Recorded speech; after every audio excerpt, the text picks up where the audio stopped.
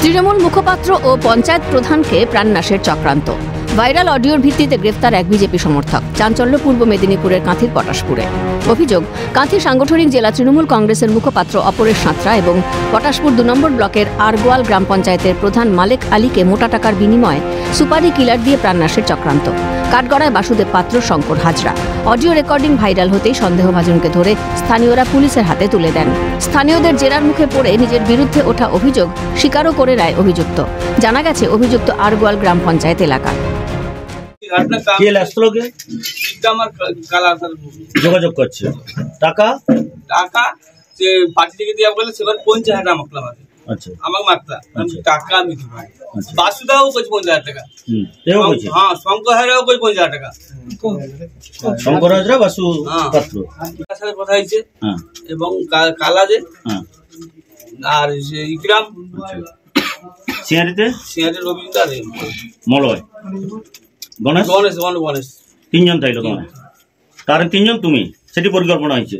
এটি বাসুর সঙ্গে ছোট উপরে হয়েছে। ছোট উপরে বাসু হয়েছে। কাকে টার্গেট? তোমাকে টার্গেট, মালিক টার্গেট, 3 জনকে।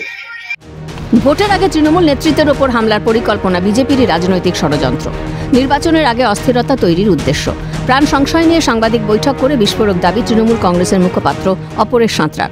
যদিও বিজেপির করা গোষ্ঠীদ্বন্দ্বের অভিযোগ একেবারেই উড়িয়ে দেননি তিনি যেটা বলেছেন, এর আগে প্রায় 1 মাস পূর্বে শঙ্কর হাজরা এবং বাসুদেব পাত্র এবং ইকরান মল্লিক এবং শেখ কালার সঙ্গে তারা বসিরহাটের একটি টিমকে 4,30,000 কন্ট্রাক্টে কালীর বাজারে, যেহেতু আমার দোকান রয়েছে, আমি প্রায় ওখানে থাকি, তো সেখানে নিয়ে আসা হয়েছিল।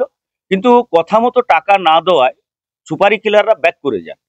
আমি একটা কথা শুধু বলতে পারি যে যারা 2021-এর বিজেপি, তারা কেউ কেউ এখনো আমাদের দলের মধ্যে রয়েছেন এবং যারা এখনো বিজেপির সঙ্গেও যুক্ত রয়েছেন, তাদের মধ্যে কেউ থাকলেও নিশ্চিতভাবে থাকতে পারে। সেটা আগামী দিনে প্রমাণ হবে। পুলিশ তদন্ত করুক, তদন্ত রিপোর্টে নিশ্চিতভাবে আগামী দিনে সেই তথ্য উঠে আসবে। গোটা ঘটনায় বিজেপির দিকে অভিযোগ উঠতেই সুর চড়িয়েছে গেরুয়া শিবির। জোরপূর্বক এই কাজ করেছে তৃণমূল, দাবি বিজেপি বিধায়কের।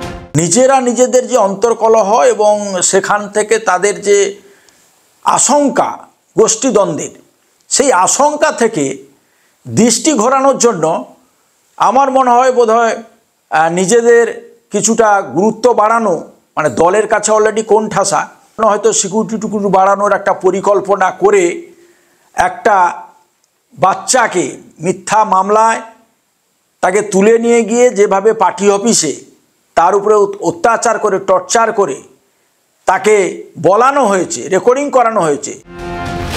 ঘটনায় লিখিত অভিযোগ দায়েরের পর বিজেপি সদস্য জয়দেব জানাকে গ্রেফতার করে পটাশপুর থানার পুলিশ। সামনেই 26-এর নির্বাচন, তার আগে শাসক দলকে মূল থেকে উপড়ে ফেলতেই কি এই চক্রান্ত? কোন দিকে গড়াবে জল, এখন সেটাই দেখার। বিনোদ মণ্ডলের রিপোর্ট, ক্যালকাটা নিউজ।